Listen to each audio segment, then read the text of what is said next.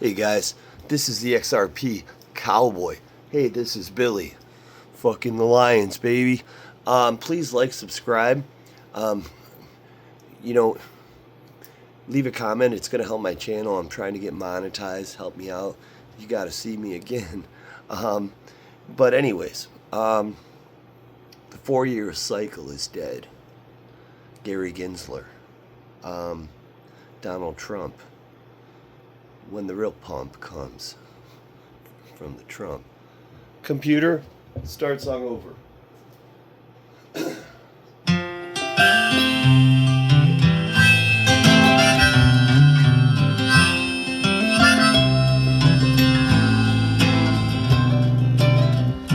kids are in town for a funeral,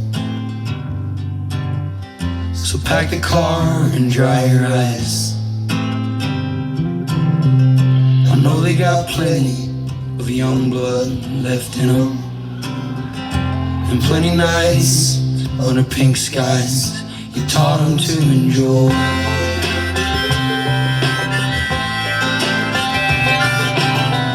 So clean the house, clear the drawers, mop the floors, stand tall like no one's ever been here before or at all. And don't you mention all the inches that are scraped on the door frame. We all know you tiptoed up to 4-1 back in the ways. If you could see him now, you'd be proud. Don't you think days yuppies, your funeral was beautiful. I think I heard you coming in. So let's talk about Trump or Gary. Trump, 4-year cycles. Okay, Gary Gensler. I was just listening to some people out there in the space, and they're saying he's going to resign. It's the best thing for him to do if Trump wants him out. It just would make him look ugly if he fought it, and the legality of it all would cost a lot. It would ruin his legacy that he proclaims to be great, but it's not. So he's going to resign. But I think that's when the true pump. It's not when. I think this is going to happen. Obviously, I feel this way before Trump, is appointed president. Officially, inauguration, whatever the fuck it's called. But the thing is I think that's not. Well, of course it's significant. That's why we're here today with what's happening in our space and this beautiful price action and movement. But I think it's more official when Gary steps down, because we know he's going to get replaced with a crypto-friendly SEC. And that's the regulation side, which Trump being, taking his position. Because the reason we're pumping is because of his position to get this regulative position. And we'll have it if Gary steps down. So I think the pump will be sooner because of Trump. But, that's one thing. And let's get into where's my Blue Mountain? Let's get into the 4-year cycle. Woke up one day, what did I find? Hands in my pockets, memories on my mind. Think of the things I've lost along the way, but most of all you. So the 4-year cycle, people blamed on the halvening, which makes perfect sense. A huge supply, eventually a massive amount of supply will be taken off the market until there's nothing left, which causes price appreciation. But here's the thing that kind of ruins that belief system of the halving being the catalyst. I need a Blue Mountain. It's short, even shortly after having, the bull run starts, and then it crashes 80% or more. if you owned VeChain. Well, so if everything's following Bitcoin and the halving takes supply off that gives price appreciation, why does it crash so abruptly? And it can only be one thing. You look at a chart, the human emotions, okay?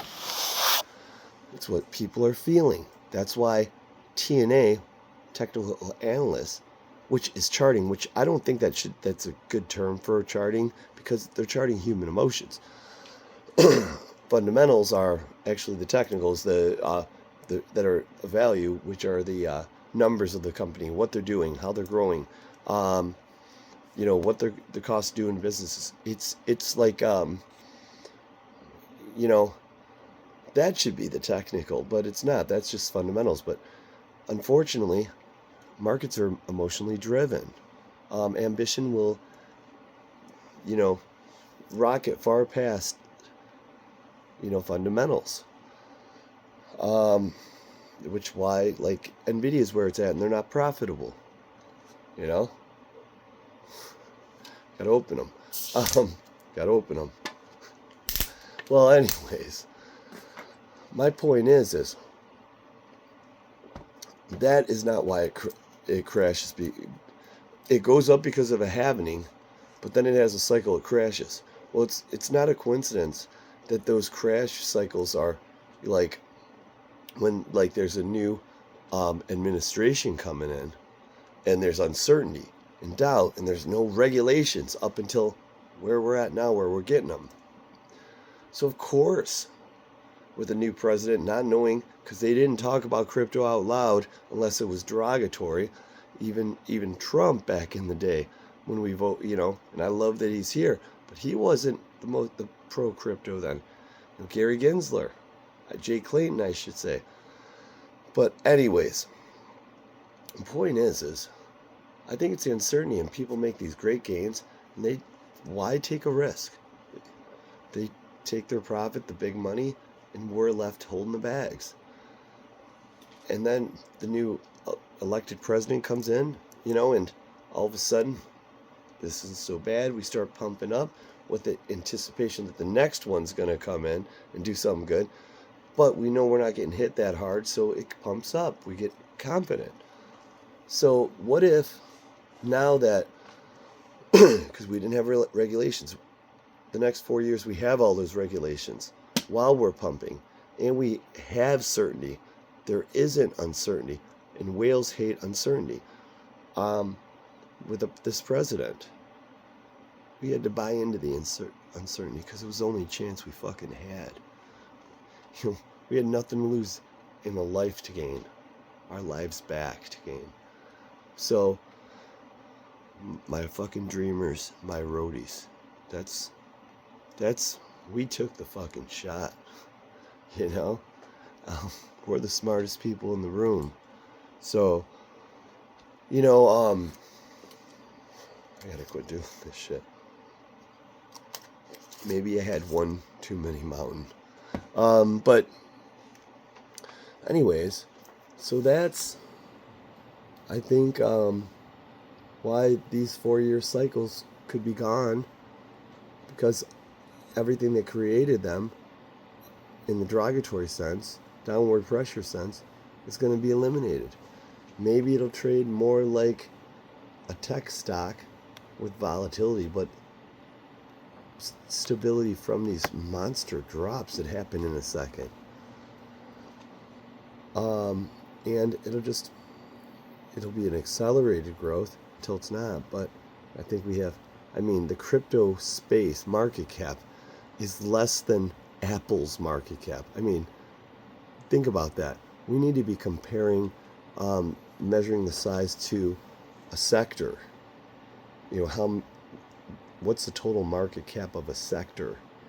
That's what we need to be doing the math on, from where our market cap is now and where it could go. And I would even argue, let's not even talk about it, but crazy times. We're at the beginning. I'm not even at the starting line here. But we just feel like it because we've dealt with so much and we've been in it so early, a lot of us. And you also have this catalyst of things growing because once these regulations do come through, I'm a believer that I'm going to say 50%, but I think it's much higher of these cryptos will be wiped out and their market cap will have to transfer into something else because, you know, when market cap goes down, that means people sold along the way and, you know, made money or lost money, but they sold all that and it has to go somewhere. You know, it's going to go into the stuff that survived. The XRP, you know, stuff like that. So I just think we're fortunate. And as far as Gary Gensler, he's going to retire. And I think Jungle Inc. was saying hopefully in December. I think it's going to be in the coming weeks. He is not going to get pressure like from the president to get fired because he won't want to work in that environment anyways. So he's like, I'm done. But the question that people should be asking is, does he want to be the guy that won with a settlement on Ripple of $125 million, or whatever the settlement was? Or does he want to not settle it and keep going until someone else is in office and they will be the ones that settle it and get all the credit for his work, for that, all this work he's put into coming against us? He's going to want to be the one that takes credit for that. So that makes me think, because there's a high probability he will be gone before he gets pressure from Trump to quit or get fired. He's already got the quit pressure. I think that's going to come before that, which means the settlement must. He wants his credit. And with what they settled on, he will look correct and right because the ruling was against those things, which means Ripple did something wrong. And he will be the one that slapped that big fine to. He wants that credit. He doesn't want someone else to get it. Or, even worse, dismiss it so he looks like a joke. He wants it over. This isn't going much longer, this case. Blue skies. Love, my dreamers, my roadies. Like, subscribe, please. Right now. Right now.